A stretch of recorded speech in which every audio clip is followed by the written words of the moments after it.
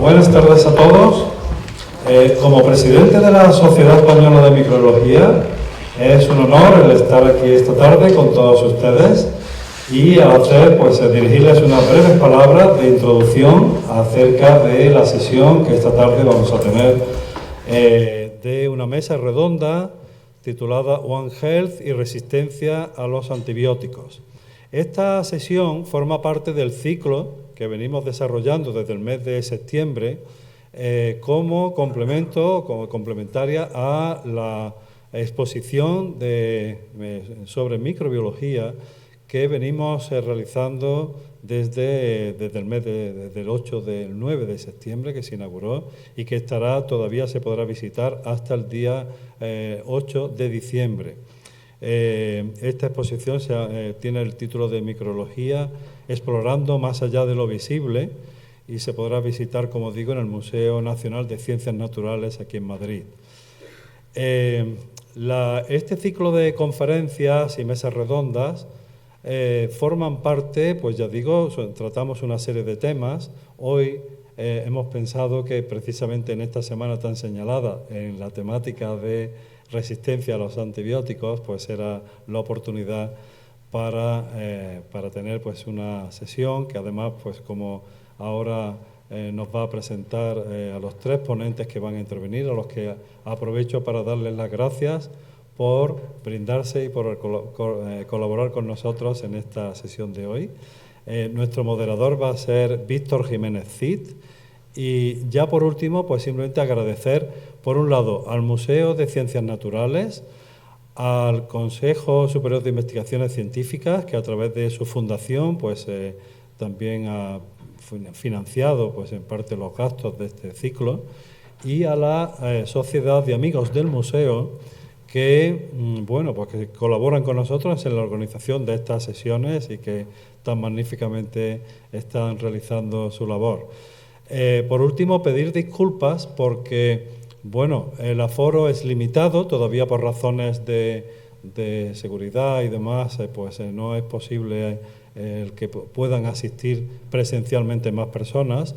Por esta razón, ha habido muchísimas peticiones que no hemos podido atender.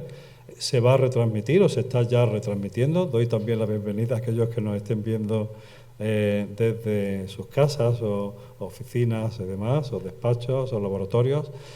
Y por último, también decir que estas sesiones se graban, van a permanecer grabadas y se podrán observar o ver, visionar posteriormente. Por lo tanto, yo ya le cedo la palabra a Víctor Jiménez Cid, nuestro moderador de la sesión de hoy. Víctor, cuando quieras, y muchas gracias a todos por su presencia en este acto.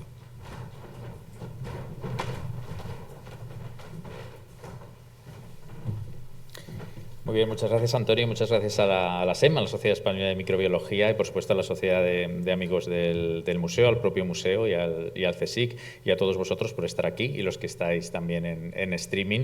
Esta es una sesión para todos y para nosotros es una celebración, es una sesión sobre el concepto de una salud, en salud global, One Health, y sobre el problema acuciante de la resistencia a antibióticos. Pasado mañana, 18 de noviembre, es el día, no sé si mundial, pero al menos europeo,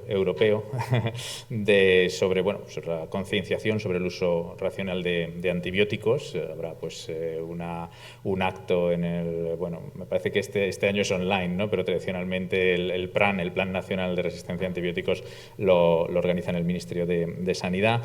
Y simplemente quiero poner de relieve la importancia que tiene esta temática en concreto dentro de los retos en salud global que se proponen para el siglo XXI, ¿no? Los retos del milenio.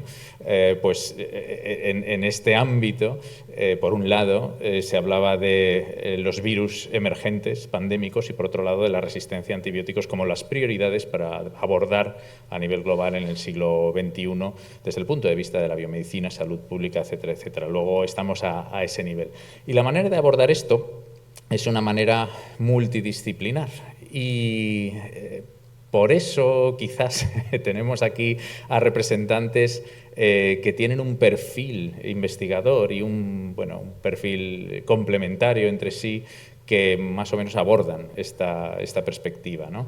Y esta perspectiva es la perspectiva de una salud, una perspectiva en la que el problema se aborda desde el punto de vista no solo de la salud humana, sino también de la salud, sanidad animal, salud veterinario, y también de la salud medioambiental.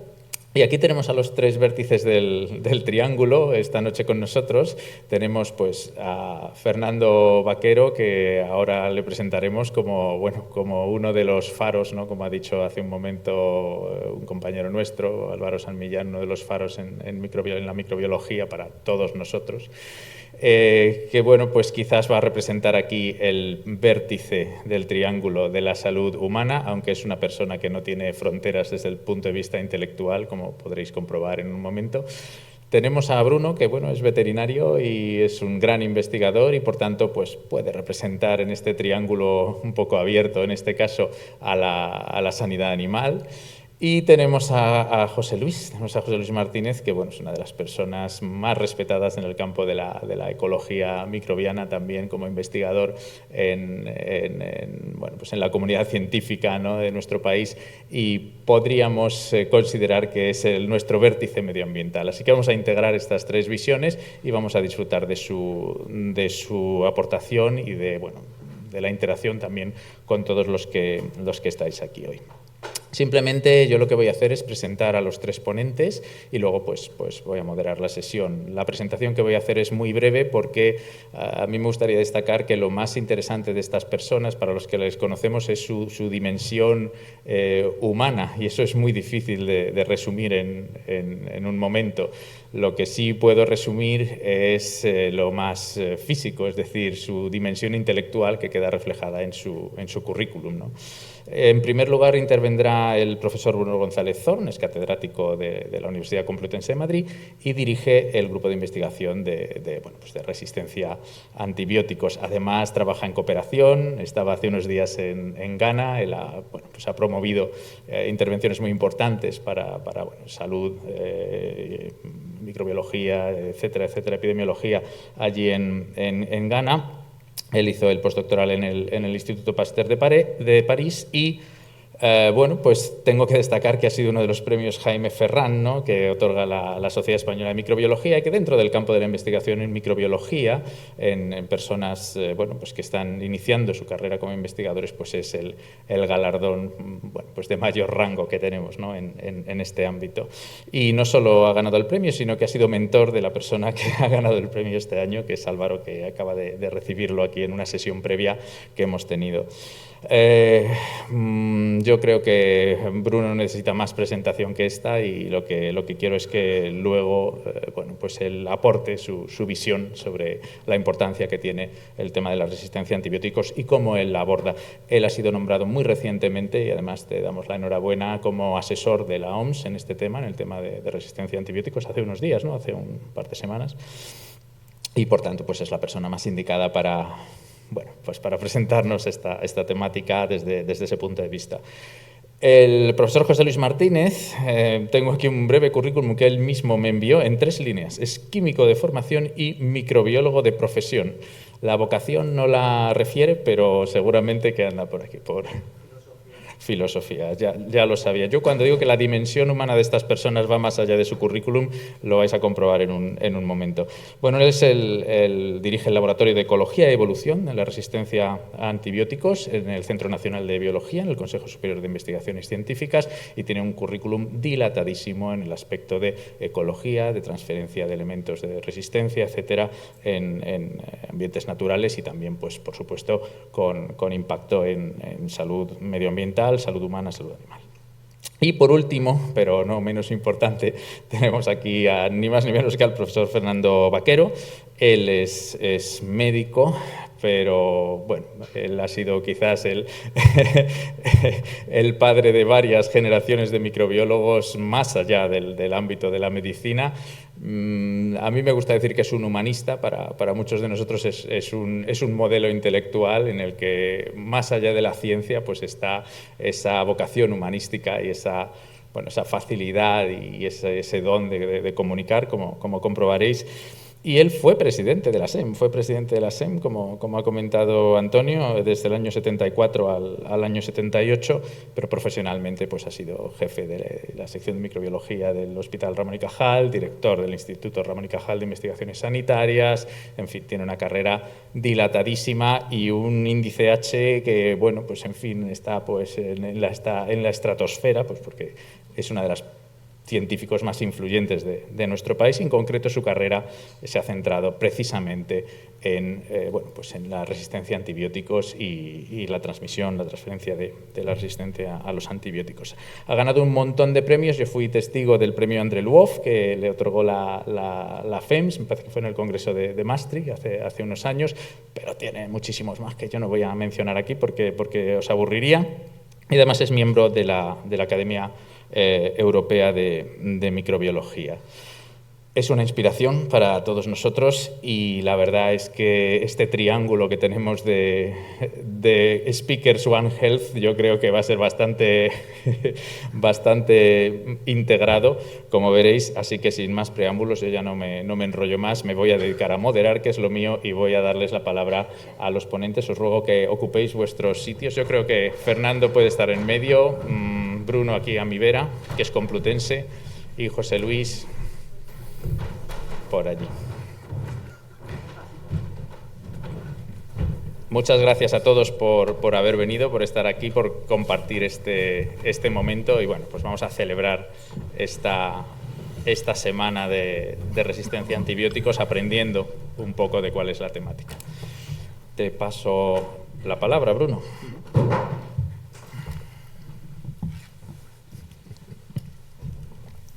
Muy bien. Bueno, pues antes de nada, felicidades, Sociedad Española de Microbiología, por estos 75 años y muchísimas gracias por contar conmigo. Es una sociedad a la que tengo especial cariño, creo que es de las más prolíficas y antiguas de España, y que además pues, tiene un enorme presente, estupendo presente con su actual presidente y futuro con el futuro presidente Rafael Giraldo, así que yo creo que va a ser una casa que seguirá creciendo. Así muchas gracias sobre todo por invitarme y por poder compartir mesa con, evidentemente, esto yo creo que cualquier microbiólogo español, no, cualquier microbiólogo del mundo está envidioso de poder estar compartiendo la mesa con vosotros dos, así que para mí es un auténtico privilegio. Muchísimas gracias, porque son esos momentos que a uno le quedan ahí en su corazoncito, y dice, bueno, una vez estuve con Fernando y tal. Así que, bueno, muchísimas gracias. Y bueno, pues vamos a pasar, yo creo que una tarde agradable, nos conocemos, entonces yo creo que más que cada uno una larga intervención de mucho tiempo, pues vamos a intervenir un rato y luego pues debatiremos, charlaremos, y yo creo que lo pasaremos bien.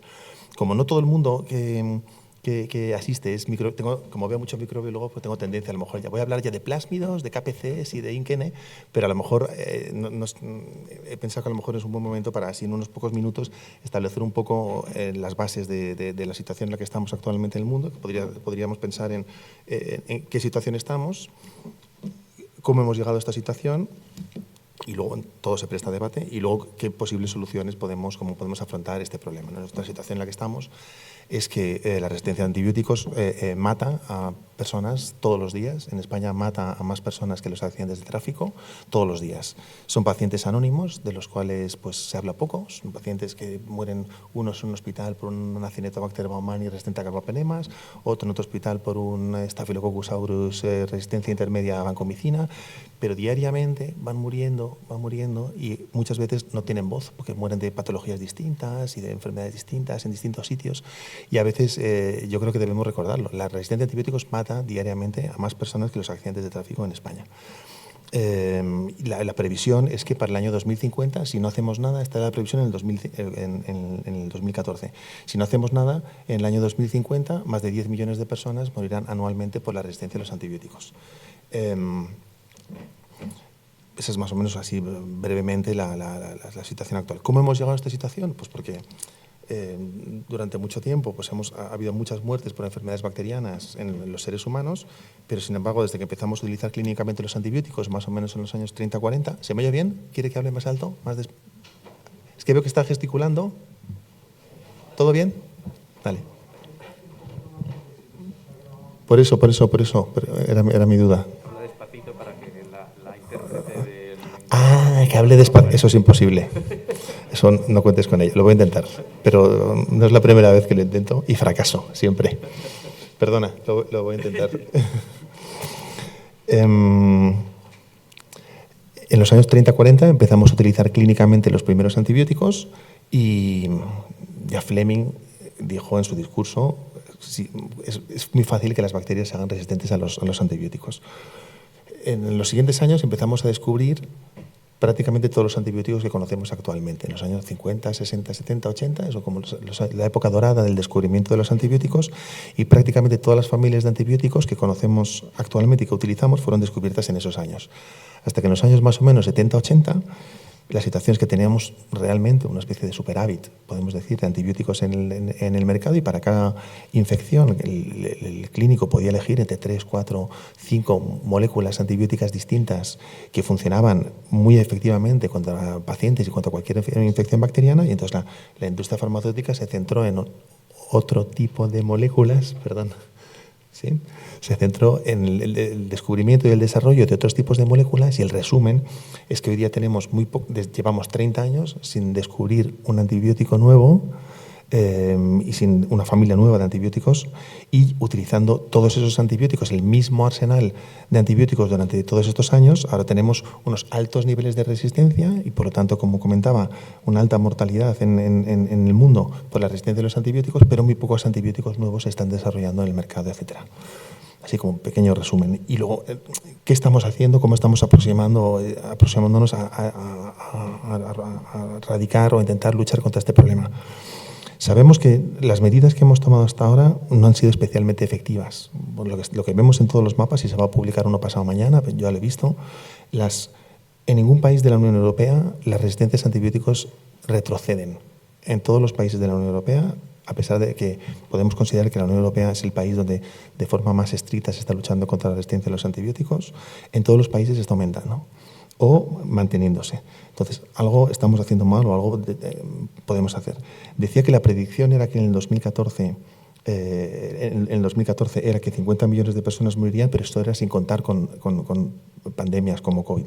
COVID en muchos sitios del mundo ha empeorado de forma muy grave la resistencia a los antibióticos. En Europa hemos tenido un alto consumo de antibióticos en los primeros meses de la pandemia, porque no sabíamos muy bien cómo manejar a los pacientes y por lo tanto se utilizaban antibióticos. Bien. Y sin embargo luego hemos aprendido a manejar bien los pacientes. Sin embargo, en otras regiones del mundo, como por ejemplo Chile o Argentina, tenemos actualmente, después de la pandemia, unos niveles de resistencia a carbapenemas, que son antibióticos de último recurso, que no esperábamos tener hasta el año 2030. Es decir, que ha acelerado la creación de bacterias resistentes a carbapenemas de una forma muy importante. Y esos son los países de los que tenemos datos, pero nos tememos que en otros países de Latinoamérica y en distintas regiones de Asia esto también va a ser así. Entonces, una de las aproximaciones que se está haciendo está dentro del título del que estamos hablando hoy, que es esta aproximación de One Health, que es relativamente nueva en el mundo. El concepto es más o menos nuevo, más o menos desde principios de este siglo hablamos de este concepto de One Health. El término es más o menos nuevo, el concepto es más o menos antiguo. Es decir, que ya sabemos que para luchar contra la rabia, por ejemplo, pues no vale con curar solamente a los pacientes, sino que tenemos que recurrir a ver dónde está el reservorio de esos virus. Está en los perros o también está en murciélagos. Entonces, vacunando a los perros y vigilando a los murciélagos, hemos conseguido controlar en la mayoría de las regiones del mundo la rabia. Es decir, que este concepto de que realmente para cuidar de la salud del ser humano también debemos cuidar de la salud de los animales y del medio ambiente, este concepto es bastante antiguo. Y el término de One Health es un poco más nuevo. Entonces, estamos trabajando de una forma un poco más sincronizada entre sanidad animal, sanidad medioambiental y salud humana. De forma que incluso en la OMS se ha firmado una lucha tripartita entre la Organización Mundial de la Salud, la FAO y la Organización Internacional de Epizootías, que es la OMS de animales, y dentro de este tripartito se está intentando luchar de forma sincronizada y coordinada contra la resistencia a los antibióticos. Los antibióticos y las bacterias fluyen entre animales, medio ambiente, seres humanos. Luego hablaremos cómo, por aguas residuales, por contacto directo con nuestras mascotas, en fin, de eso podemos hablar luego. Y entonces, si no entendemos cuál es ese flujo de bacterias y de genes de resistencia a antibióticos entre estos 3 elementos, no vamos a poder luchar de forma efectiva contra la resistencia a antibióticos seguro. Entonces, bueno, pues esa es una aproximación que estamos empezando a abordar y por eso se forman estos equipos multidisciplinares para intentar establecer y sincronizar esas luchas para que no sean en vano. Y bueno, yo creo que con esto ya como pequeña introducción, pues quizás ya espero que haya quedado un poquito claro. Y bueno, a lo mejor ya podemos escuchar ya pues no sé, pues a Fernando o si queréis, o a José Luis. Vale, ¿Así está bien? Y luego ya después de esto ya nos interrumpimos y ya lo hacemos más dinámico. Gracias. Bueno, gracias. Dado que es una mesa redonda, no me lo quiero quitar. Me parece que es un buen ejemplo llevar la mascarilla puesta para el público. Deberíamos llevar la mascarilla puesta siempre, aunque hablemos. Es mi opinión y por eso la llevo. He dicho. Macha, traición. Tío, haber pensado. Yo lo que diga José Luis, sin problema. Cada cual que haga lo que quiera. Si te falta respeto, así. Vamos. Entonces, dado que es una mesa redonda, pues voy a dar algunas opiniones que a lo mejor son contradictorias y sobre todo teniendo en cuenta que nosotros somos especialistas en resistencia a los antibióticos y que ganamos la vida trabajando en resistencia a los antibióticos. Ya en el año 92 apareció un número monográfico en una revista muy conocida que se llama Science diciendo que estábamos enfocando un mundo donde no existirían antibióticos. Bajo mi punto de vista ese es el panorama apocalíptico, a veces se nos venden los medios de comunicación, y eso no creo que lleguemos a ese panorama apocalíptico. No creo que eso sea cierto, se decía en el año 92, daba para dentro de 10 años, lo que no disminuye la gravedad del problema. El problema lo pone precisamente en su sitio, es un problema muy grave. De hecho, una situación en la que no tuviéramos antibióticos significaría no solamente que no podríamos tratar la tuberculosis o que no podríamos tratar la salmonelosis, sino que no podríamos hacer trasplantes, porque los trasplantes se basan en que podemos prevenir y tratar las infecciones derivadas de que el paciente esté inmunodeprimido. No podríamos hacer cirugía. No sé si conocen a una novelista que se llama Anne Perry, que escribe novelas policíacas en la época victoriana. Uno de sus protagonistas es una enfermera. El 50% de los pacientes mueren en esas novelas por infección. Si no tenemos antibióticos, ahora lavamos mejor a los pacientes, pero si no tenemos antibióticos, la cirugía estaría comprometida. Si no tenemos antibióticos, no podríamos intubar, no podríamos poner catéteres, prácticamente toda la práctica médica no se podría hacer. Yo no creo que estemos en esa situación apocalíptica, veo difícil que lleguemos a esa situación apocalíptica, pero sin embargo es una situación muy grave. En la actualidad ya hay infecciones que no se pueden tratar y el problema, bajo mi punto de vista, y Fernando sabe más de ello naturalmente que yo, es que hay infecciones que son difíciles de tratar. Todavía queda un antibiótico que podría responder, pero a veces no llegamos a tiempo. Y eso significa que hemos empezado a tratar, los tratamientos se hacen según el tipo de la infección, antes de identificar el patógeno implicado, damos el antibiótico que corresponde a ese tipo de infección, pero si el patógeno es resistente, hasta pasado un día o dos, no sabemos que es resistente y no podemos elegir el antibiótico que debemos. De modo que en la lucha contra la resistencia a los antibióticos no solamente hay que enfocarse en la resistencia a los antibióticos, sino en el problema real. El problema real no es la resistencia a los antibióticos, sino que el problema real, la enfermedad, es la infección. De hecho, en la crisis reciente de COVID, tenemos un tipo de infección para el que no tenemos tratamiento, no tenemos antivirales buenos, pero sin embargo tenemos una vacuna. Y con esa vacuna podemos prevenir la infección. Cuando hablamos de resistencia a los antibióticos, por tanto, debemos pensar en la infección como contra lo que tenemos que luchar. Los antibióticos son la herramienta que tenemos más eficaz para luchar contra la infección. Pero si queremos realmente luchar contra la infección, tenemos que hacer muchas más cosas que vayan más allá de reducir la resistencia a los antibióticos. Y eso consiste en sistemas de diagnóstico muy rápido, por ejemplo. Consiguen vacunas, que para las bacterias tenemos bastantes, pero no son tan buenas como para los virus, y sistemas de tratamiento de infección que puedan permitir mantener al paciente aunque esté infectado. Eso en primer lugar. Y luego tenemos que comprender el proceso de cómo las bacterias adquieren resistencia a los antibióticos, que es un proceso pura y simplemente evolutivo. Y aquí quiero llamar la atención de que, por regla general, cuando la gente habla de evolución, piensa en registros fósiles.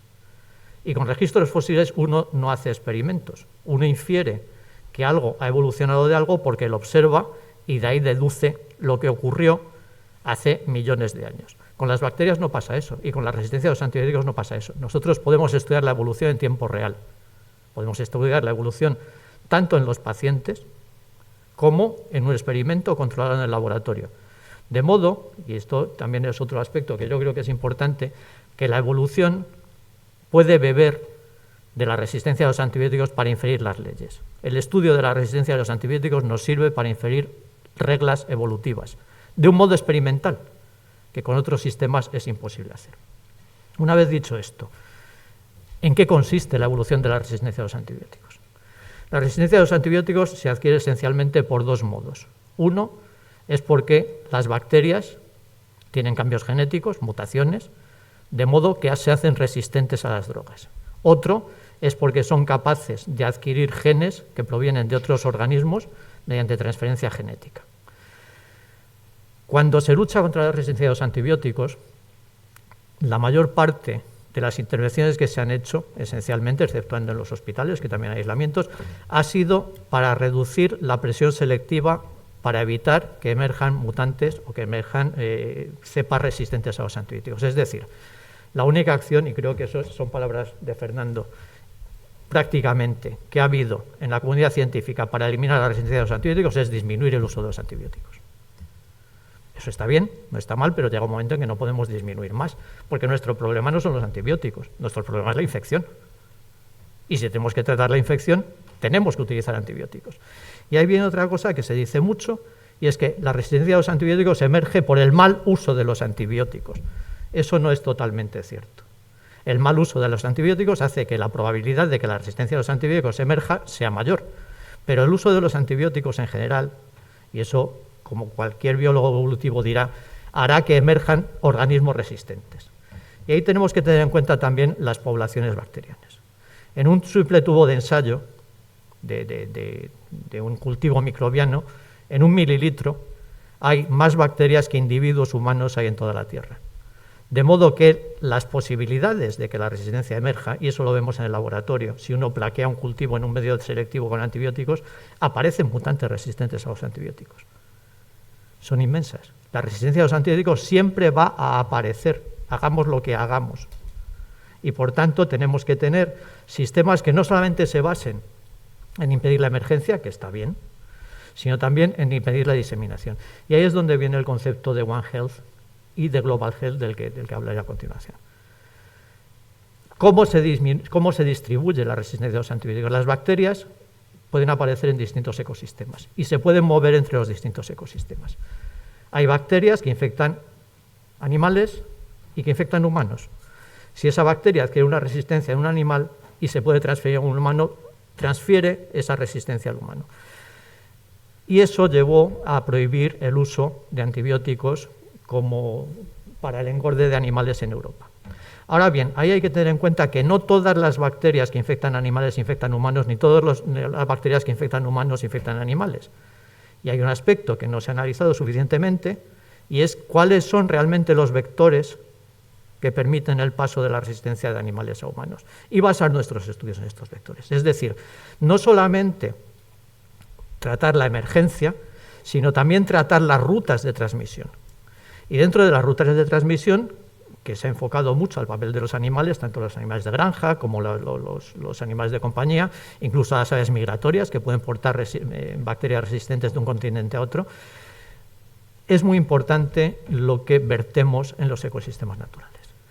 Cuando nosotros tomamos antibióticos, ese antibiótico lo vertemos luego a través de las aguas residuales, con nuestras secreciones, con nuestras heces, etcétera, etcétera.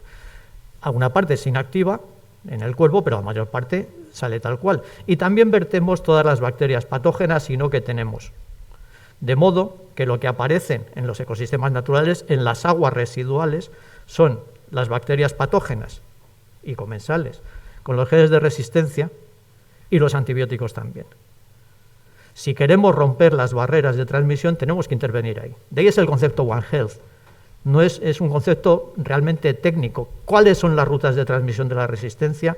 Rompamos esas rutas de transmisión y, por tanto, evitemos que se transmite.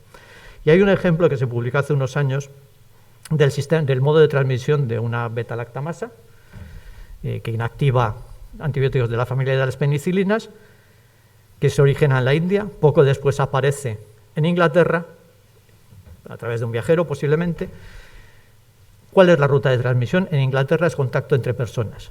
¿Cuál es la ruta de transmisión en la India? Esencialmente a través de agua. ¿Por qué? Hay sistemas de tratamiento de aguas potentes en Inglaterra y en la India son peores. Y aquí nos vamos al concepto de salud global. Cuando hablamos de salud única, hablamos de distintos ecosistemas que están conectados entre sí. Cuando hablamos de salud global, hablamos de que lo que ocurre en una parte del planeta afecta a la otra.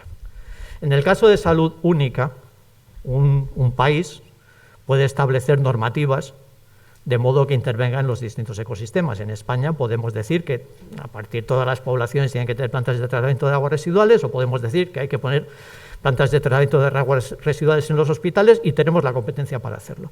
Pero no tenemos la competencia para que haya plantas de tratamiento residuales en África, por ejemplo, porque no hay un sistema de gobernanza global. Y eso significa que cuando estamos en problemas globales no tenemos herramientas para solucionarlos porque no tenemos sistemas de gobernanza global. La última vez que yo recuerde que hubo una intervención de este tipo fue en la expedición de la vacuna, por el cual se mandó la vacuna contra la viruela por toda Sudamérica, pero es que Sudamérica era España.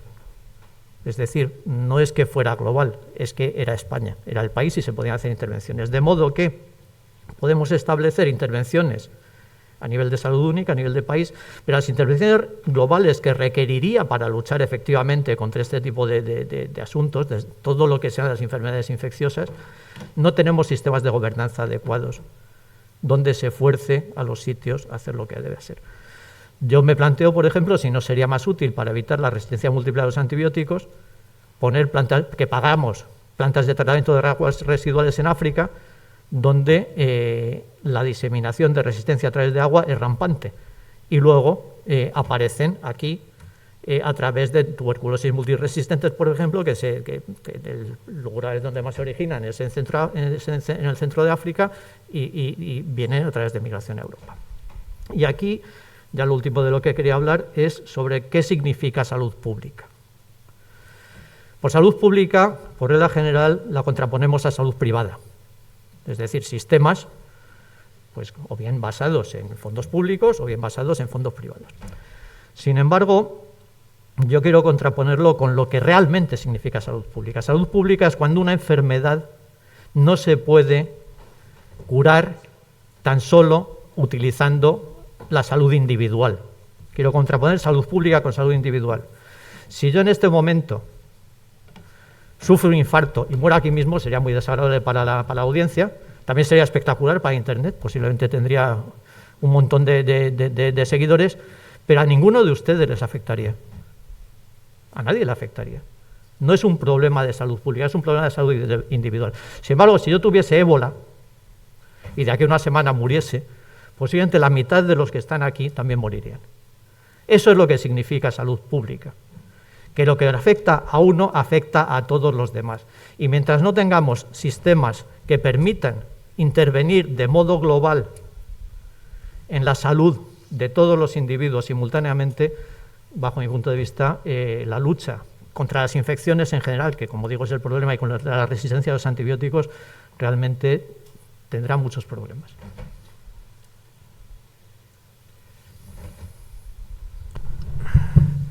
Muchas gracias.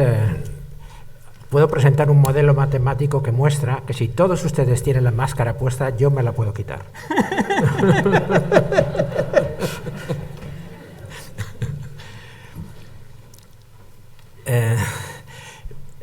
No debía haberme la quitado realmente porque estamos jugando un poco, todos ustedes tienen máscaras y yo no la tengo ahora, pero me pongo una máscara virtual como si fuera una máscara del carnaval veneciano, en el que cada uno aparenta ser lo que no es.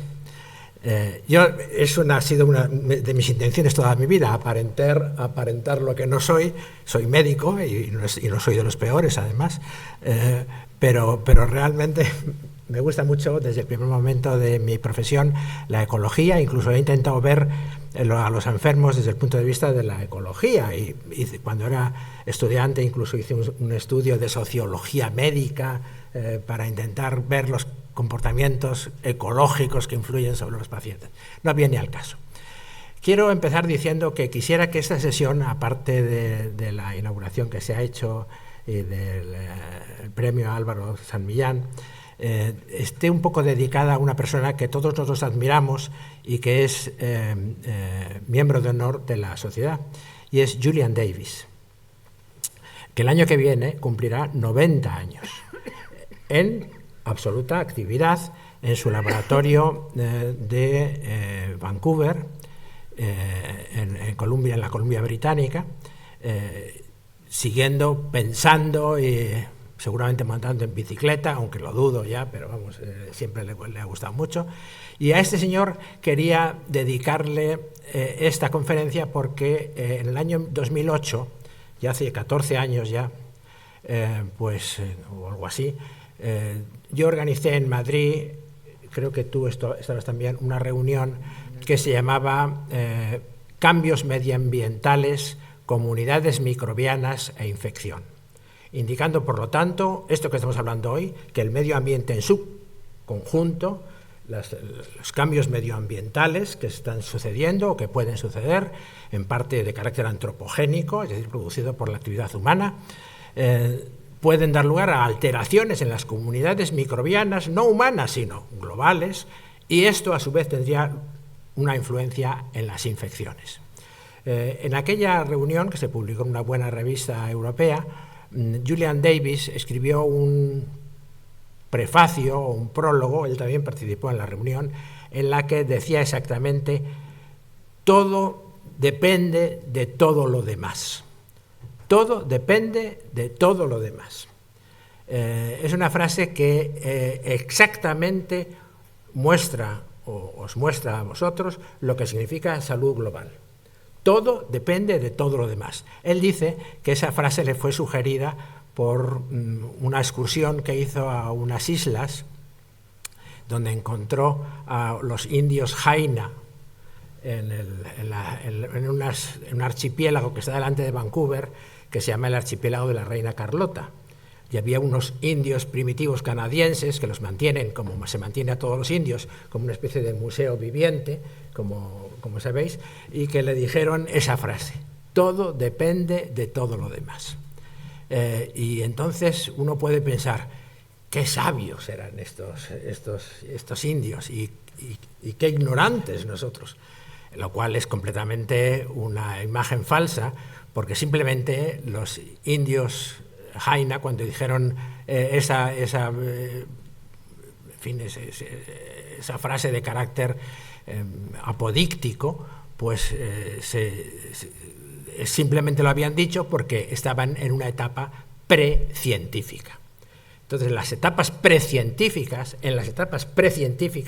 todo depende de todo. Y incluso hay una especie de Dios universal, o el conjunto de la Tierra es un Dios, o en fin, hay una especie de todo depende de todo lo demás. No es, por lo tanto, una frase que pueda atribuirse una sabiduría científica, porque es precientífica. Realmente la ciencia se basa en todo lo contrario, en separar lo que está junto. La palabra ciencia procede de scindere, cortar, romper. Me gusta la parte de Aristóteles, de análisis, el análisis, de analiein, que significa desaflojar, desunir, desabrochar los elementos. Todo lo vemos al principio en nuestra etapa precientífica. Lamento que no estén aquí los niños de Álvaro, porque algunos de estos niños seguramente tendrán una visión cosmológica global, un concepto de One Health sensu stricto, porque están en una etapa precientífica. Los que somos científicos lo que hacemos es analizar, es decir, deshacer el conjunto aparentemente liado, unido, globalizado en sus partes y considerar cada una de esas partes independientemente para poderla estudiar de una forma suficientemente precisa.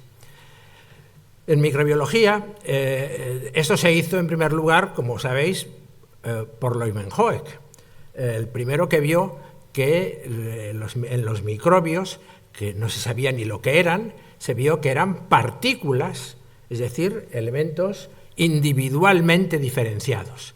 Y cuando digo individualmente diferenciados, quiero señalar sobre todo la palabra individualmente, porque todas las células son individuos. Todas las células son individuos. Hemos dicho, todo lo que tiene una membrana es un individuo. Porque esa membrana le separa del caos molecular y crea una identidad. Y si eso se reproduce, y se reproduce creando un animalículo, por seguir la nomenclatura de Leeuwenhoek, idéntico a sí mismo, pues entonces es evidente que la individualidad se tiende a mantener. Así es que esa es digamos, el límite del análisis, de encontrar todos los individuos. En microbiología, por supuesto, esto era muy difícil, porque cuando uno coge un trozo de tierra o el agua de un pantano que se ha enverdecido, o las heces de los animales, o, como en Leeuwenhoek, el sarro de las encías de los humanos, ve una masa heterogénea de formas y células diferentes, que vaya usted a saber lo que hay ahí. Es aparentemente inanalizable, y por eso de la importancia del gran descubrimiento de poder separar, aislar, llamamos las bacterias, los microbiólogos, aislar los microorganismos, cada uno en su individualidad.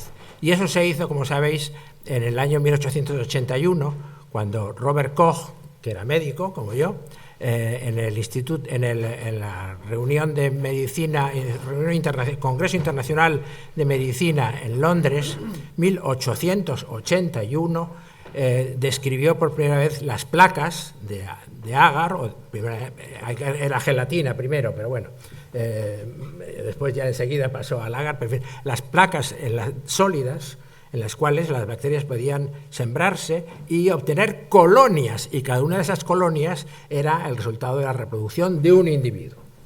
Ese es el análisis fundamental, después del de Leeuwenhoek, en el que se pudo aislar las bacterias una por una, y por lo tanto descubrir en ellas toda la fisiología, toda la bioquímica, el funcionalismo genético y funcional de la célula, y así es lo que los microbiólogos hemos estado haciendo durante prácticamente toda nuestra vida, trabajando con cultivos puros.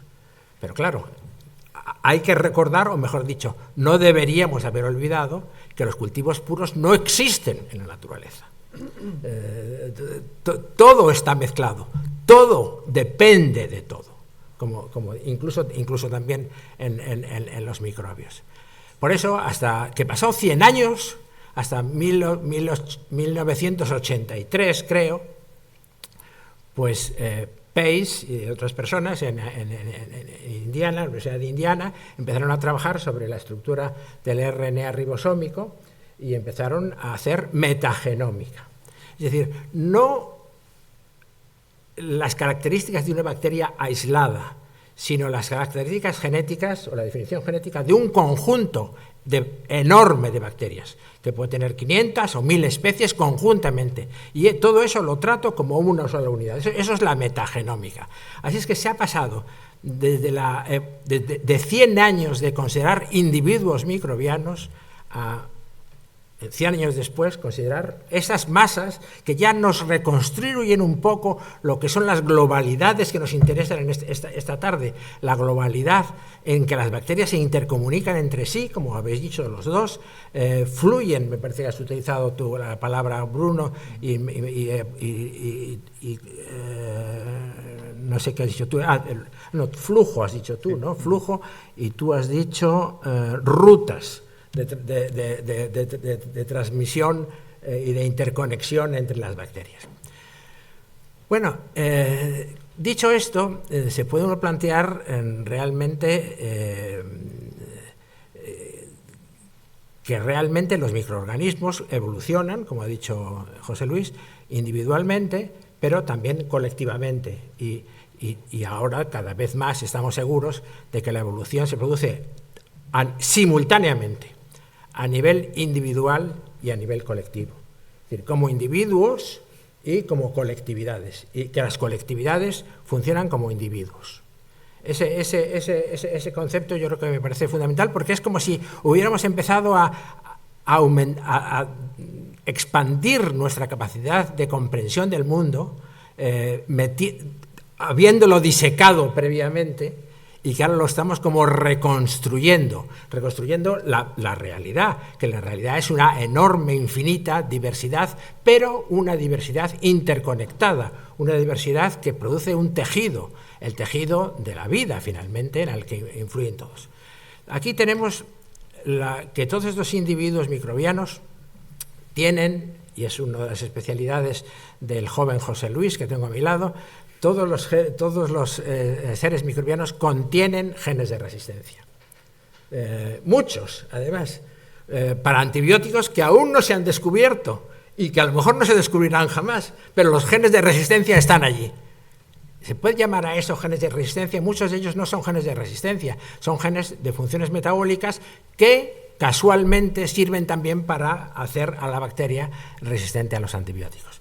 Es que muchas bacterias en muchos ecosistemas tienen genes de resistencia. Y el problema es cuando esos genes de resistencia son capaces de transferirse, de llegar a bacterias de interés humano o animal.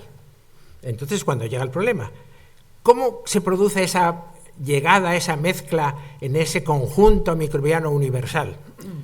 Pues a través de las superficies.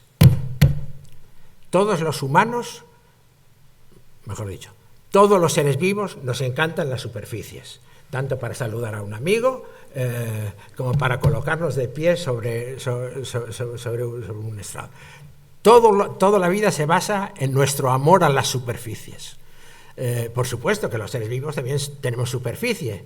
Una célula bacteriana de una micra tiene, con una simple función matemática, 3,1416 micras cuadradas de extensión, la superficie de la célula. Todos somos superficies e individuos, pero todos somos superficies, y las superficies se buscan entre sí. Así es que hay muchas bacterias que están en conglomerados bacterianos, no solamente en microcolonias espontáneas, no como las de Koch, sino que realmente ellos mismos, como los estafilococos o como los estreptococos, que no quieren separarse, se mantienen adheridos unas a otras. Hay una cierta tendencia, el amor por la superficie y la angustia de verse aislado en medio del caos molecular. En ese sentido, claro, todas las superficies, todos los organismos tienen superficie, y hay muchas superficies en la naturaleza, muchas superficies, y esas superficies son las que son, digamos, colonizadas o por las que están atraídas las bacterias que aman a las superficies. Bacteria con bacteria, por supuesto, como he dicho antes. Bacteria con bacteria diferente, porque ahí no es necesariamente que sea del mismo estilo, hay consorcios bacterianos múltiples hechos por conjuntos bacterianos heterogéneos, con especies heterogéneas. O sea, reuniones de superficies de bacteria con superficies de bacteria, de la misma especie o de otras especies. Pero también hay uniones de bacterias con fitoplancton, por ejemplo, que se juntan las bacterias a las partículas del fitoplancton o del zooplancton. Los pequeños crustáceos, la dafnia o lo que sea, también tienen una superficie. La superficie también atrae las bacterias. Ya hay bacterias pegadas al zooplancton, a las algas en general, a los restos de las algas, en fin, a los detritus orgánicos, a los biodetritus. Cuando un animal se muere o una planta se muere o lo que queráis, pues hay restos que caen al mar o caen al suelo, y el suelo típicamente, y entonces allí también se adhieren las bacterias. No digo nada a la rizosfera, las bacterias que se adhieren a las raíces de las plantas y a otras bacterias y otros organismos, incluyendo protozoos, que se unen también a las raíces de las plantas. Es decir, hay como una especie de tendencia a la reunión, al reconocimiento de superficies, a través de un mecanismo inmensamente desconocido de reglas por las cuales unos individuos se reconocen a otros. Eso tendrá que ser en el futuro, digamos, el equivalente a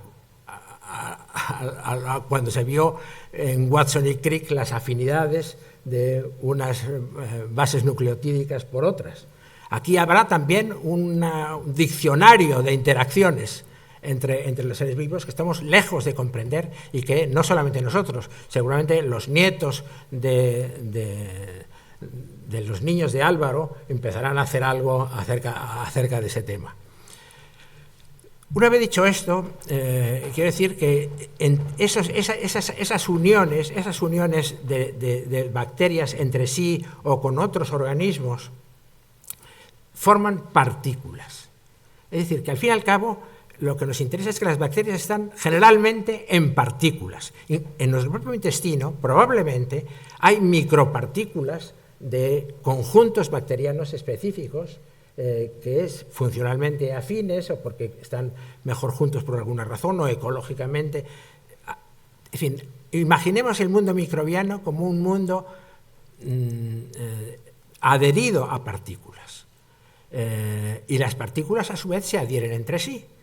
Es decir, que hay una unión de partículas, por ejemplo, los oceanólogos, o como se llame esta gente, pues hablan de la nieve marina como flóculos que caen en el mar por la aglomeración de partículas de distintos orígenes, zooplancton, fitoplancton, interbacterianos, detritus, hongos con bacterias, y todo eso forma una unidad incluso macroscópica, de hecho macroscópica, que cae al sedimento donde se encuentra la Tierra.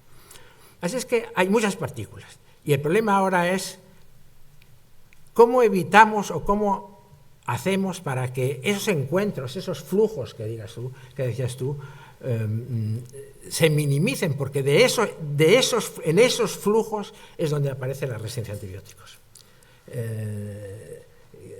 En esos flujos genéticos que se producen por la convivencia no dentro, sino en la superficie de partículas. Por supuesto que hay polímeros, polisacáridos que forman biofilms alrededor de las partículas, donde las bacterias se encuentran y permanecen y se intercambian genes, incluyendo eventualmente genes de resistencia.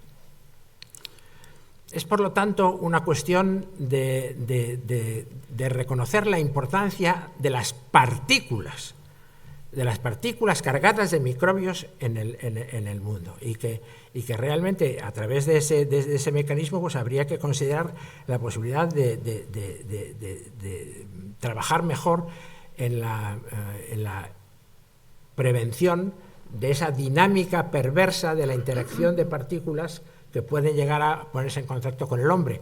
Por ejemplo, cuando uno hace una carretera, pues hace unos movimientos de tierra, y se llaman mass movements, movimientos masivos de tierra, que liberan partículas. Cuando hay un tsunami, se mezcla la tierra con el mar y se forman partículas que son colonizadas por bacterias del mar y de la tierra, que se mezclan entre sí.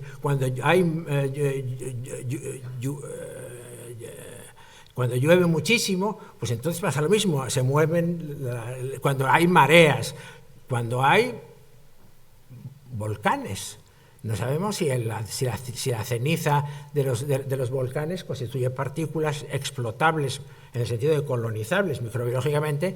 Hay algunos trabajos que sugieren que es el caso, que realmente esas partículas son colonizables, y esa colonización provoca masas de bacterias conjuntas de diferentes especies que dan ocasión eventualmente a la aparición de genes de resistencia a antibióticos en bacterias que pueden haber llegado allí de origen humano y que pueden volver al hombre. Así que, como veis, todo esto es extremadamente, lo de la salud global, hay que comprenderlo, os quiero dar la imagen de que hay que comprenderlo en un mundo particulado, y que todas las partículas que hay en todas partes constituyen como una especie de cemento a través de los cuales todos los microbios del mundo están unidos, como los trabajadores en algunos sistemas políticos. Bueno, entonces, es decir, que en el futuro quizá habrá que hacer algo para luchar contra la resistencia a antibióticos, luchar también contra, porque la resistencia a antibióticos no deja de ser una disecología, y hay otras muchas disecologías en el mundo microbiano. Habrá muchas cosas que podemos seguramente evitar si tenemos un mejor control de las partículas. No sé muy bien cómo, porque tenemos que hacer carreteras, tenemos que hacer agricultura. La agricultura, por ejemplo, lleva más partículas al mar que todos los ríos del mundo. Y ahí se mezclan las bacterias del suelo y las bacterias del agua y caen a los sedimentos marinos donde tienen su propia biología y donde se crea su propia función. Es que esto os dará una idea de lo que llamamos una única salud. La salud de todo el planeta está basada en la unificación de todos los elementos que constituyen nuestra Tierra. Y todo eso, como decía Julian Davis, todo depende de todo lo demás. Y con esto quiero acabar. Muchas gracias.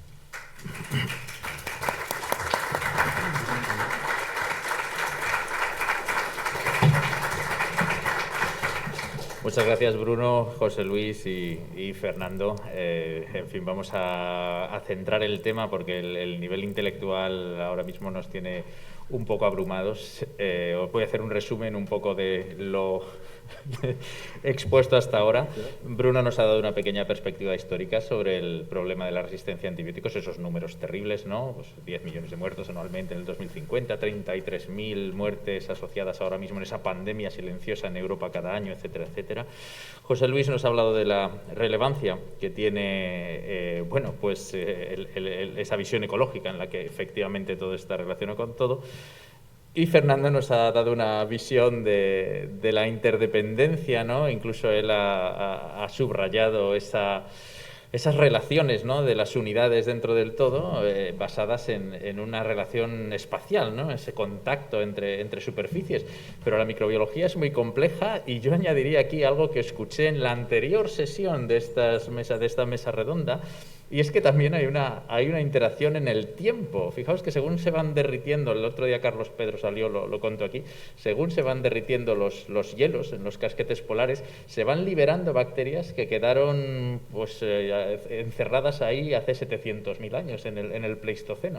Y esas bacterias tienen una carga genética y al final Pasteur tiene razón, las bacterias tienen la última palabra, ellas causan las infecciones, ellas producen los antibióticos y ellos tienen y movilizan los genes de resistencia a antibióticos, los movilizan en el espacio y también incluso en el tiempo, ¿no? Una dimensión increíble, ¿no? Porque bueno, hay bacterias que efectivamente viajan en el tiempo. El problema es muy complejo y yo ahora quiero dar la voz a todos los que se han quedado con una duda o una curiosidad sobre este tema de la resistencia a antibióticos, sobre cómo abordarlo y sobre todo, pues cómo nos enfrentamos a esta complejidad, ¿no?, para abordar este tema desde una perspectiva, tan difícil de abarcar como es lo que pretendemos aquí, ¿no?, este concepto de salud global. ¿Alguien tiene alguna pregunta? Sí, puedo comentar algo. Sí, podéis comentar, si no pregunto yo, ¿eh? Sí, yo estoy muy de acuerdo con lo que ha dicho Fernando dentro del concepto de las partículas, ¿no? El concepto de la interacción de los individuos, lo cual hace la microbiología especialmente bonita actualmente. Es decir, me gusta la frase de si eres microbiólogo serás feliz.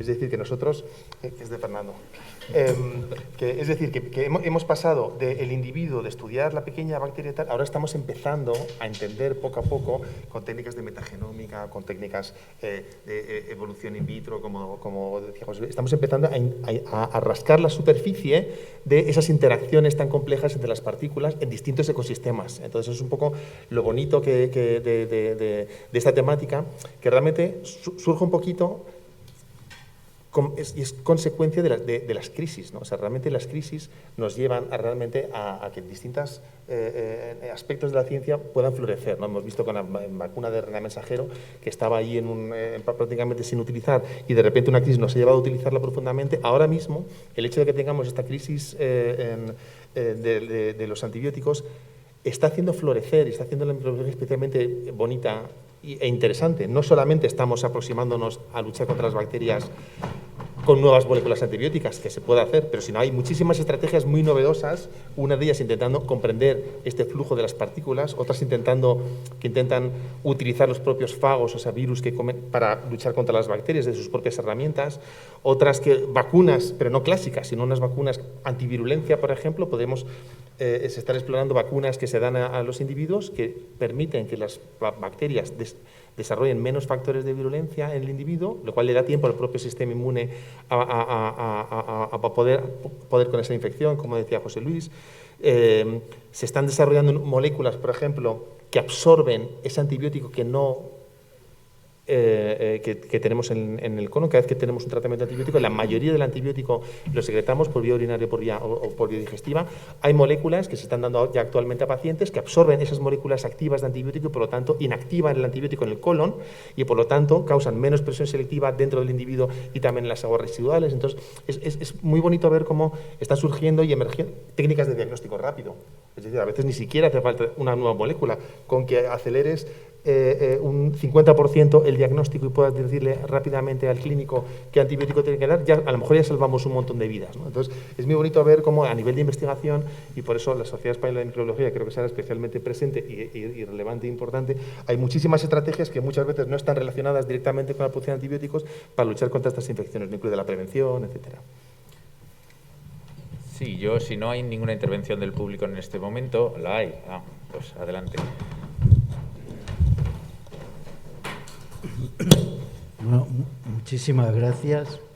Es sumamente interesante lo que habéis contado. Yo quería hacer algunas preguntas muy concretas, muy directas a cada uno de los tres, ¿no? A Bruno. Durante muchos años en Europa no estaba ilegalizado o estaba permitido el uso de antibióticos en la agricultura, en la ganadería, llamémosla industrial, cuando ya en Estados Unidos, hablo de los años 90, estaba prohibidísimo el uso de los antibióticos. Ahora está prohibido también en Europa y particularmente en España, ¿o no? ¿Y cuál es el estado? Porque seguro que existe ilegalidad y se sigue alimentando a las vacas, a los cerdos, etcétera. ¿Cuál es el estado actual? Por la importancia de la pregunta, me quito la mascarilla. Te agradezco el comentario. Te hace el comentario. No, los animales enferman por enfermedades bacterianas, igual que enferma. Un poco más lejos, sí. Sí. Vale. Igual que enferman los niños que cuidamos en nuestros apartamentos semiestériles en Madrid. Y de vez en cuando los animales tienen enfermedades bacterianas y tenemos la obligación de tratarles con antibióticos. Así que yo estoy a favor de la utilización de antibióticos en los seres vivos porque somos responsables de ellos. Eso es lo primero. Sin embargo, creo que con esta crisis debemos todos, tanto en medicina humana como en medicina animal, reducir, intentar controlar. Hay otras medidas, pero intentar reducir lo más posible la utilización de antibióticos en animales. ¿Se está haciendo? Se está haciendo. De hecho, como se comentaba antes, en el 2006, en enero, se prohibió la utilización de antibióticos como promotores de crecimiento en la Unión Europea, cosa que en Estados Unidos no se hizo. Y en el resto de países del mundo no se ha hecho.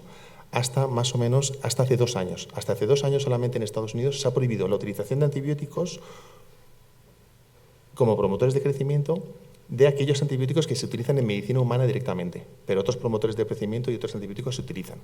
Es decir, a nivel mundial el problema es complejo, pero como tú dices, los antibióticos se utilizan y se utilizan en animales cuando enferman y se utilizan de forma controlada. Si partes de la base de que todo se hace ilegalmente y tal, bueno, pues realmente en España hay unos controles, sobre todo en Europa, muy importantes sobre la utilización de antibióticos, qué moléculas se utilizan, hay un plan nacional de lucha contra la resistencia a antibióticos, se cuantifica y sabemos exactamente que en España, cuántos antibióticos utilizábamos en España, y se ha reducido en España un 58% la utilización de los antibióticos globales en los animales. Y de hecho, a veces siempre se piensa en toneladas, ¿no? ¿Cuántas toneladas utilizan animales? Pues hace un año el número de antibióticos que se utilizan en animales en la Unión Europea ha empezado a ser menor que se utilizan en medicina humana. O sea que realmente se está empezando a controlar. La colistina, por ejemplo, ya no se utiliza prácticamente en España cuando éramos uno de los mayores utilizadores. Para resumir, se controla mucho la utilización de antibióticos en medicina veterinaria en Europa, especialmente. En el resto del mundo se está haciendo y, de hecho, tengo una reunión la semana que viene con los gobiernos de Centroamérica para intentar asesorarles de cómo hacerlo también en otros. O sea que realmente hay que tener un poco cuidado ahí, que realmente se están haciendo muchos esfuerzos y se va en la dirección correcta y eso no se está haciendo mal. Animales de compañía, puedes decir, uy, a lo mejor ahí tenemos mucho contacto, podríamos hacer algo más. Y sin duda, no solamente en Europa, sino que en otros países del mundo se puede hacer unos esfuerzos mayores. Acabo. No. A veces se confunde el hecho de utilización de antibióticos en animales con que los alimentos tienen antibióticos. Eso yo creo que todos sabemos, los alimentos están libres de antibióticos, si no hay una penalización muy importante, son seguros. Entonces, damos antibióticos a los animales cuando enferman, pero cada antibiótico en veterinaria en el mundo está asociado a lo que denominamos un periodo de supresión, es decir, cosa que en medicina humana, en medicina humana lo está para dar la leche al niño. Dice, te vas a tomar este antibiótico, pero no puedes amamantar al niño durante los siguientes días. Eso es lo que es un periodo de supresión, hasta que desaparezca ese antibiótico, como residuo de antibiótico, en la leche de la madre. Bueno, por lo mismo con todos los antibióticos que se utilizan en medicina animal. Entonces, los residuos de antibiótico no existen en los alimentos, no afectan a la salud humana y, por lo tanto, son seguros. Lo digo para que eso quede claro. Perdone ya, si quieres hacer más preguntas. Ya. A José Luis, si se me permite, también una pregunta o dos. Ya que la resistencia, el fenómeno de resistencia es un fenómeno evolutivo, ¿se podría intentar predecir o sea, diseñar con futuro, teniendo en cuenta que se conoce las secuencias génicas de los genes de resistencia y se supone que existirá filogenias más o menos establecida por grupos, por especies de géneros de bacterias, etcétera?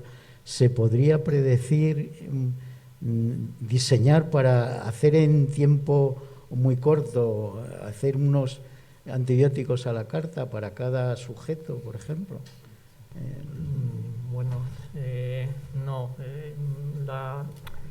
Yo creo que hay dos cosas aquí. Lo de diseñar antibióticos a la carta, los antibióticos los tienes que tener antes. Se pueden diseñar, por ejemplo, tratamiento con bacteriófagos, eso sí se ha hecho. Con bacteriófagos incluso hay algunos casos donde teniendo una colección de bacteriófagos tienes un tipo de infección y utilizando esa colección vas directamente a la infección. Sobre la predicción de la resistencia a los antibióticos, ese es un tema yo creo que es bastante interesante. Hay una frase que se atribuye a Niels Bohr que dice que predecir algo es muy difícil, sobre todo si es el futuro. Nosotros consideramos la evolución como un fenómeno estocástico y que no es predecible. Por tanto, si uno considera el número de mutaciones que pueden dar lugar a... Quiero aquí distinguir dos cosas: adquisición de resistencia por mutación y adquisición de resistencia por adquisición de genes, porque las posibilidades de predicción son muy distintas. Si uno considera el número de mutaciones que pueden dar eventualmente resistencia a los antibióticos en un único organismo, te salen, las combinaciones posibles te salen del orden de 10 a la 20. Es decir, no se podría predecir. Ahí también quiero distinguir entre si es algo que es puramente estocástico o sencillamente no tenemos las herramientas suficientes para predecir, porque bueno, si tuviéramos herramientas, pues 10 a la 20 podríamos decirlo. Pero sin embargo, hay toda una serie de limitaciones que tienen que ver con el efecto que esa mutación causa en la fisiología del organismo, sobre todo. Que si es un efecto muy drástico, esa mutación no se selecciona.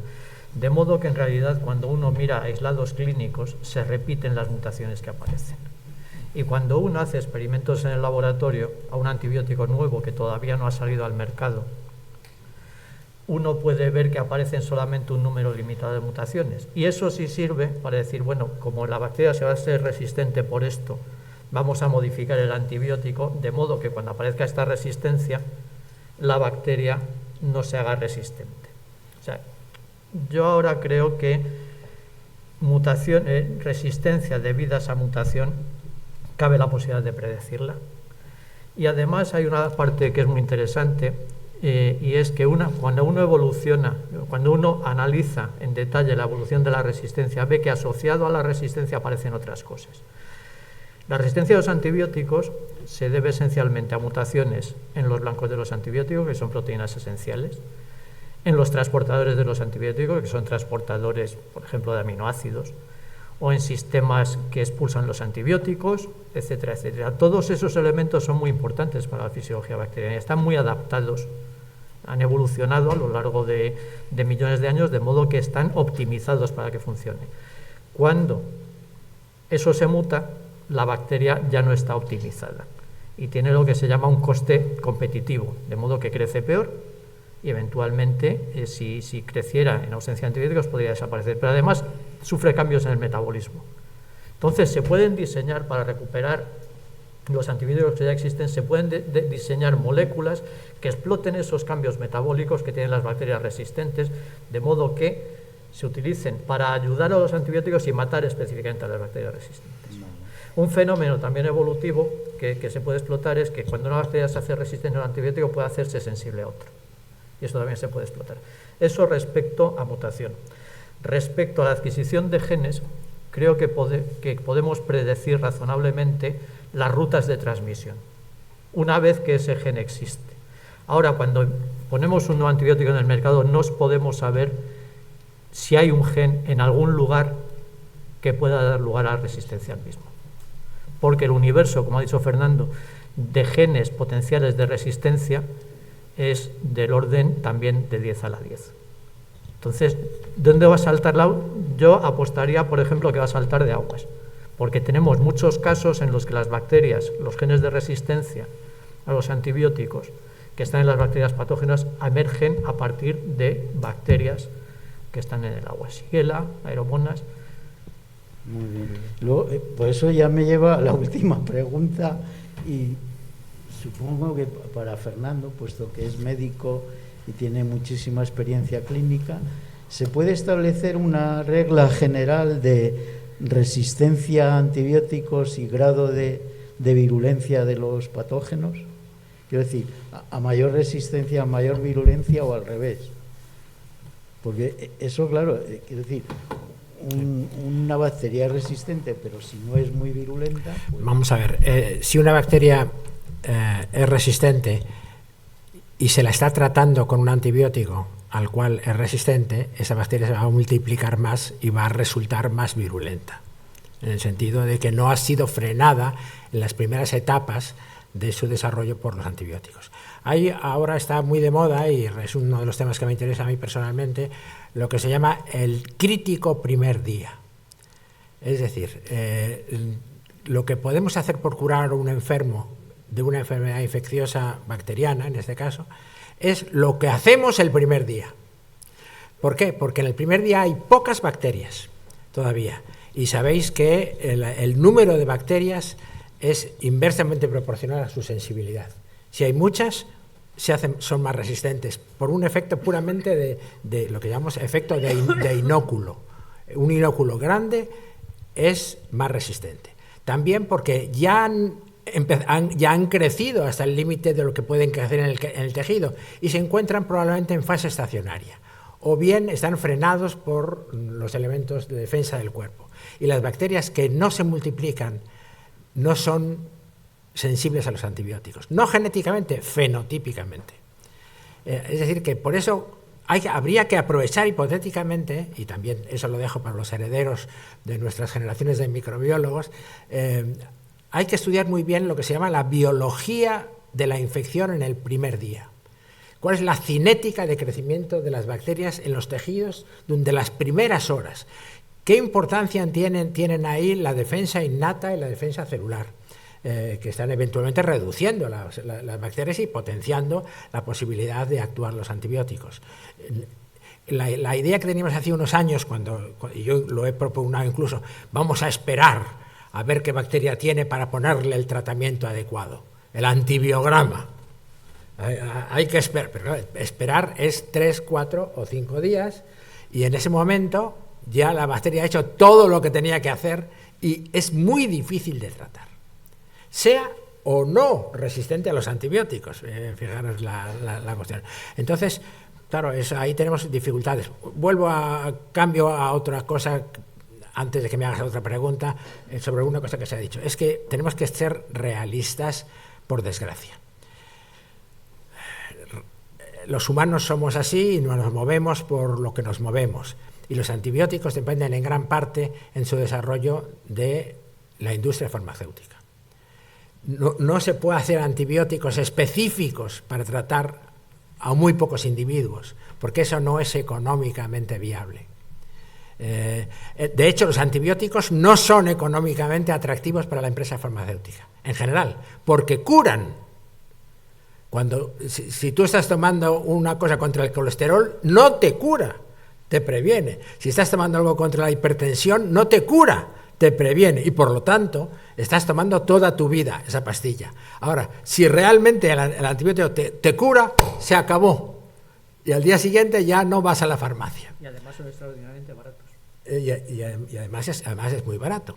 Entonces las agencias de medicamentos pues están en esa dificultad de resolver el problema de que las cosas tienen que hacerse, antibióticos que, por ejemplo, tienen que ser de amplio espectro, dicen las agencias, de amplio espectro. Seguramente no son los mejores antibióticos los de amplio espectro, pero hay que hacerlos así porque así es como se tratarán hipotéticamente muchos pacientes que justificarán la producción industrial de ese antibiótico.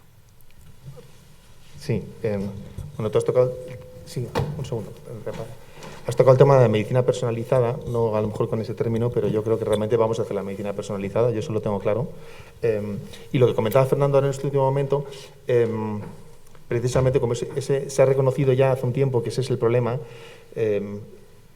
estimular a la industria farmacéutica que saque una molécula al mercado, pero que a su vez voy a decirle al mundo que no la utilice porque genera resistencias. Es un problema. Entonces, por eso mismo, hay varios modelos ahora en el mundo, uno en el Reino Unido, otro en Inglaterra, otro en Suecia, uno en el Reino Unido, otro en Alemania y otro en Suecia, donde se desarrollan antibióticos y se utilizan los antibióticos con un modelo de desvinculación, en inglés de linkage, desvinculación, donde se desvincula la ganancia de la empresa de la cantidad de moléculas que venda.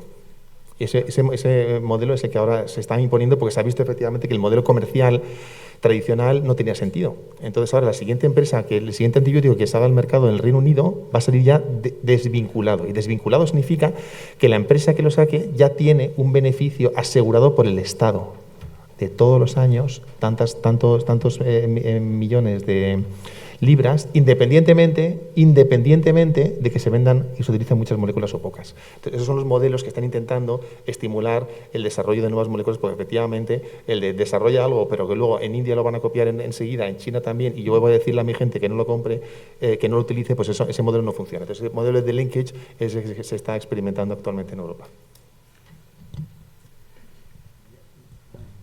¿No?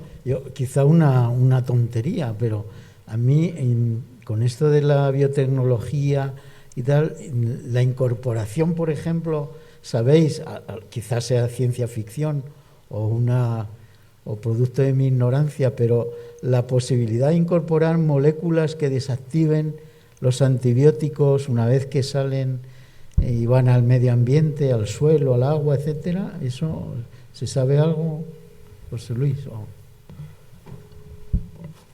Sí, bueno, sobre eso se está experimentando mucho en el agua directamente, pero como decía, incluso in vivo ya está en fase 3 y de hecho se utiliza. Como decía, una especie de absorbentes que permiten absorber e inactivar el antibiótico en el propio colon del propio individuo, con lo cual se reduce mucho la presión selectiva. O sea que sí, hay medidas muy originales y de hecho seguramente alguna emerja donde digamos, anda, no había pensado esto, ¿no? O sea que realmente y también Julian Davis, en uno de sus últimos, un trabajo del año pasado, ha publicado sobre unas arcillas ¿verdad? Que impiden la agregación de otras arcillas potencialmente contaminadas. Es decir, que hay digamos, posibilidades. Y hay sistemas también de degradación directa en las plantas de tratamiento de aguas residuales, sistemas directos para degradar antibióticos. Afortunadamente, la mayor parte de los antibióticos lo degradan las propias bacterias. Es decir, cuando yo me como un beta-lactámico, tengo muchas bacterias amigables en mi intestino, bacteroides, por ejemplo, que rompe la mayor parte del antibiótico de tal forma que lo degrada y evita que las minorías bacterianas, que son generalmente las patógenas, volviendo a tu pregunta de antes, en general, quédate tranquilo, las más resistentes suelen ser menos virulentas, no más. De todos modos, volviendo sobre esto, se vuelve a poner el foco en la selección. Y bajo mi punto de vista, no hay que olvidar la transmisión, porque los genes de resistencia y las bacterias resistentes permanecen incluso aunque no haya antibióticos. Es más, nosotros pensamos en la contaminación como algo que desaparece en el tiempo y el espacio. Tú echas un residuo y ese residuo, si lo echas en un río, pues a lo largo de unos kilómetros ha desaparecido y a lo largo de un mes también. Pero las bacterias no. Las bacterias resistentes a los antibióticos las podemos considerar como contaminantes que son autorreplicativos y que te aparecen en la Antártida donde no hay antibióticos. Y nadie sabe por qué. Y son las mismas bacterias que infectan humanos. Pues porque habrá habido un señor que, bueno, pues ha hecho lo que tenga que hacer en la Antártida y sus heces están allí. Y sus heces tienen bacterias resistentes. Está establecido, por ejemplo, que si tú viajas a un país donde hay una alta incidencia de resistencia a los antibióticos, tú no tienes en tus microorganismos comensales, no tienes bacterias resistentes. Cuando vuelves, aunque no hayas enfermado, tienes bacterias resistentes. Y eso no es porque hayas ni enfermado ni tomado antibióticos. Entonces hay que delimitar muy bien cuáles son las rutas de transmisión, porque eso hace que la resistencia que emerge en un sitio, como dije antes, emerge en la India y aparece luego en Inglaterra se difunde de toda la población, en la India también. Eso es lo que significa global en ese sentido, que lo que aparece en un sitio aparece en el otro, y para eso no es selección, es transmisión. Bueno, ahora queríamos dar voz también a los asistentes virtuales, que también están siendo muchos y están haciendo preguntas. Entonces, una de las preguntas que hacen es que qué futuro espera a la fagoterapia como alternativa o acompañante de los antibióticos. La fagoterapia ha sido siempre una de las grandes esperanzas de la resistencia a los antibióticos. No hay que cerrar las puertas. Ha habido algunos casos en los que se han utilizado específicamente para ciertos pacientes la fagoterapia, pero a día de hoy no ha tenido el desarrollo que uno esperaba. Son partículas muy grandes, pueden producir problemas y las bacterias también se hacen resistentes a los fagos, lo que no significa que haya que dejar de investigar en fagoterapia. Excepto en Rusia, en Georgia, sí. Hay un gran instituto dedicado a fagoterapia y con bastante buenos resultados. Un poco la idea que se tiene, yo creo, en el día y se ha importado a Estados Unidos es hacer una combinación fagos-antibióticos. Eso parece lo más prometedor, porque los fagos, que son completamente independientes de los mecanismos de resistencia, acabarían por matar a las bacterias resistentes si emergen. Eso sería una posibilidad en la cual se está avanzando significativamente. Pues nada, ¿a ti te suena también fagos directamente contra resistencia? Sí, bueno, eso es para la idea de eliminar no las bacterias resistentes, sino los genes de resistencia. Entonces sí, lo que pasa es que se basa en fagos lisogénicos, no fagos líticos, que entren y claro, el número de células a los que entra un fago lisogénico es muy pequeño. En el laboratorio funciona y puedes eliminar genes de resistencia con fagos lisogénicos, pero no necesariamente, o con CRISP o con CRISPR. Está permitido el tratamiento compasivo solamente, pero a las agencias les da miedo porque realmente, a pesar de que tú trates los fagos y les permitas solamente replicarse un número de veces bajo, hay un problema medioambiental de posible recombinación, diseminación, etcétera. Y eso es un poco lo que limita a nivel regulatorio la luz verde, pero a nivel in vitro sabemos que hay cócteles que funcionan muy efectivamente y probablemente contra infecciones monobacterianas muy específicas se vayan a liberar al mercado varios. Tuve una reunión en Dinamarca con las entidades reguladoras y están cada vez abriendo un poco más la puerta, viendo la presión, lo que te decía, viendo la presión esta de crisis. A veces se abren puertas que dices, bueno, si lleva cerrada 50 años ya, pero es que ahora nos hacen falta. Entonces es posible que ahora se abra esa puerta, sí. Vale, gracias. Estoy encantada de escucharos a los tres y me encantaría que esta mesa durara 1 hora o 2 más. Escuchándoos no me queda más remedio que deducir que el concepto de One Health cuestiona el sistema de toma de decisiones y de producción o de extractivismo, con varios matices de los que os he escuchado, como el sistema de depuración de aguas, que no parece muy justo o equitativo entre las distintas poblaciones. En fin, tomas de decisiones que tienen que ver con cuestiones económicas y con modelos de producción, ¿no? Como la contaminación del Mar Menor o etcétera, etcétera. Así que, pues, gracias por abrirnos nuestros ojos y tener una perspectiva holística. Yo aquí querría evitar en mi intervención, y lo he dicho en otras ocasiones, yo considero que el problema de salud pública no es ni un problema de solidaridad, ni es un problema de distintos modelos económicos, ni es un problema de moral, ni nada de eso. Debemos tratar a los demás como nos tratamos como nos queremos a nosotros mismos, llámese moral o solidaridad o como se quiera, porque si no, no atajamos el problema. Es un problema sencillamente técnico. Es mucho más barato. Y además es que es un problema que no se puede solucionar.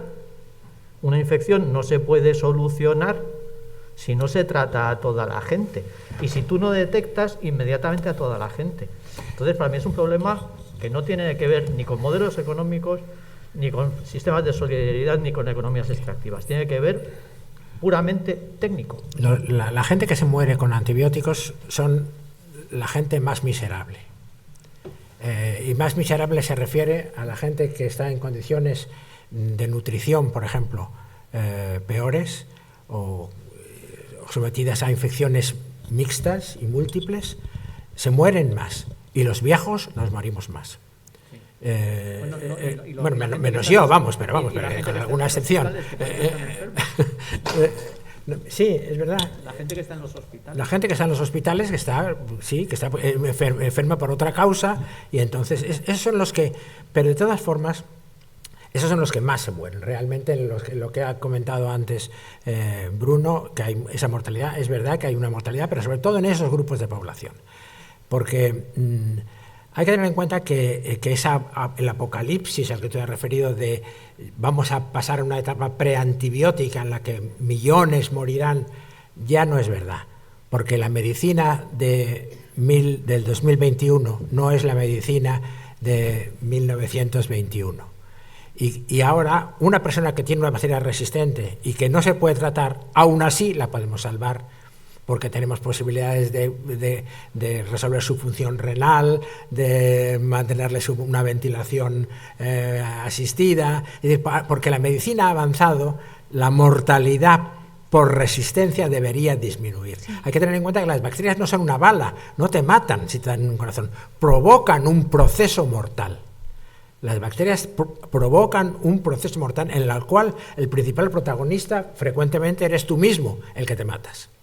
A través de una hiperreacción inmunitaria, frecuentemente, como en las sepsis, por ejemplo, que es la gran tasa de mortalidad, se produce en las septicemias. Entonces, pues ahí tenemos otra posibilidad.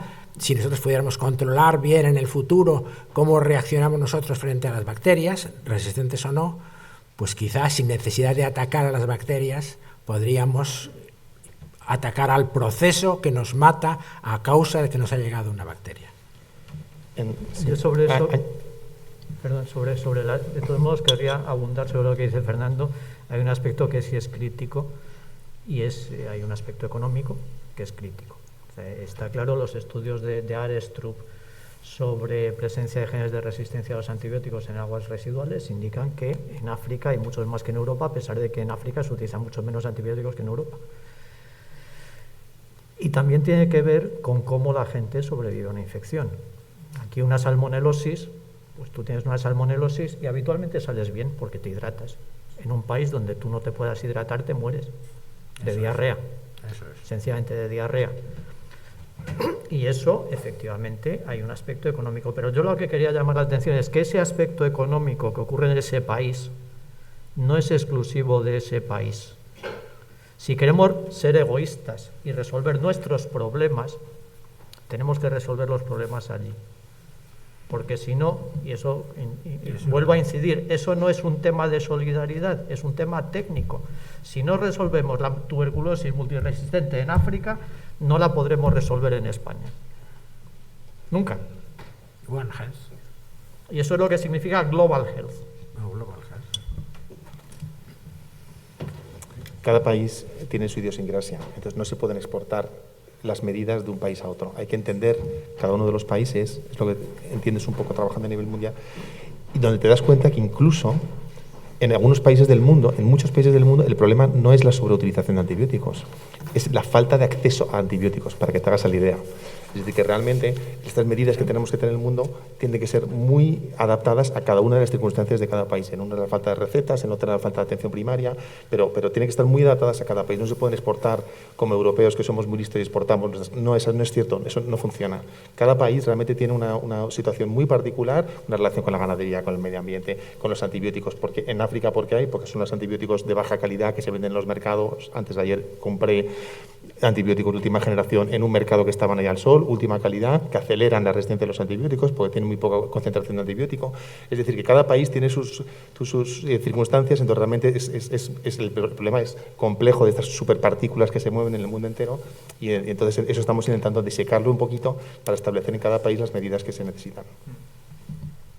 Perdonadme, tenemos otra pregunta del virtual, aunque nos movemos a un tema un poco más específico, pero preguntan si existen genes que habitualmente acompañen y se cotransfieran con las resistencias antibióticas, aunque no tengan un fenotipo seleccionable.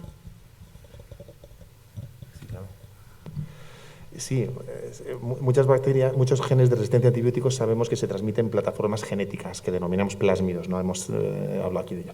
Y en esos plásmidos tienen genes de resistencia a antibióticos que les confieren resistencia a antibióticos, pero tienen muchos otros. De algunos conocemos su función y de muchos otros no. Algunos de ellos compensan ese coste biológico, otros le dan en eficiencia metabólica, pero tienen muchas funciones que no. O sea que sí, muchos genes de resistencia a antibióticos se cotransfieren con otros y algunas las funciones de algunos las conocemos y otras las desconocemos completamente. E incluso, yo creo que para esa pregunta también es importante, tienes que se cotransfieren varios genes de resistencia simultáneamente. De modo que, y eso es uno de los asuntos, aunque no se utilice un antibiótico nunca más, si ese gen está con otro, ese gen se mantiene. La resistencia sulfamida se utiliza muy poco y sin embargo que es un gen que da resistencia a sulfamida, se introdujo en un elemento de captura génica que se llama integrones, que Bruno los conoce muy bien, que son la base de la transmisión de genes de resistencia y que contienen muchos, de modo que las bacterias son resistentes a sulfamidas, aunque ya apenas se usan. Muy bien. A ver, tenemos quizás allí una última pregunta, que se nos acaba el tiempo.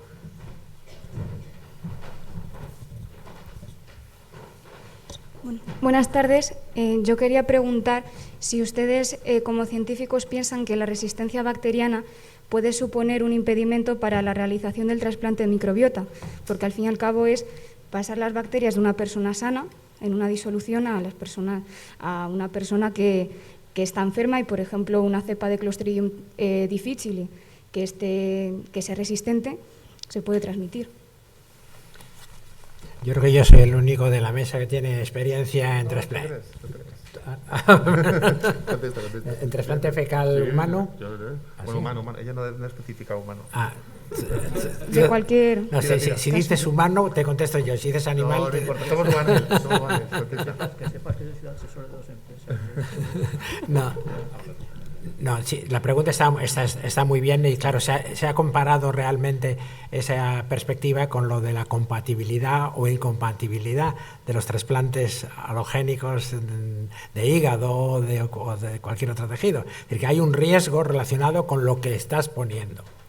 Efectivamente, si uno introdujese una muestra para trasplante fecal de un donante que contuviese genes peligrosos de resistencia, incluyendo bacterias que son naturalmente resistentes como Clostridium difficile o Clostridioides difficile, pues eso estaría contraindicado. De hecho, más bien lo que se hace es al revés.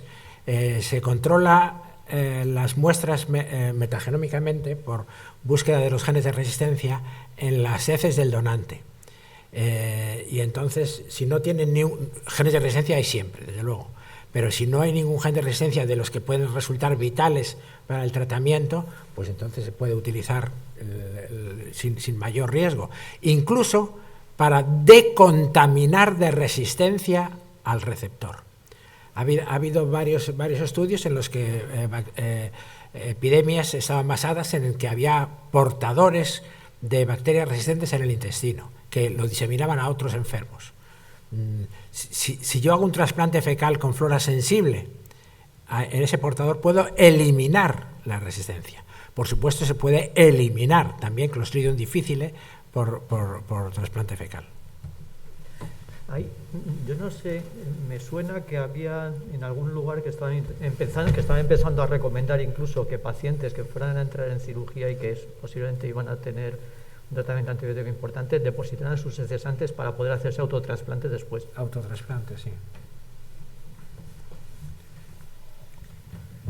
Muy bien, pues muchas gracias a nuestros tres ponentes excepcionales y bueno, pues a todos los que han participado en el debate. Estaríamos aquí otra hora y media más hablando de este tema. Hay muchas cuestiones que no hemos tocado.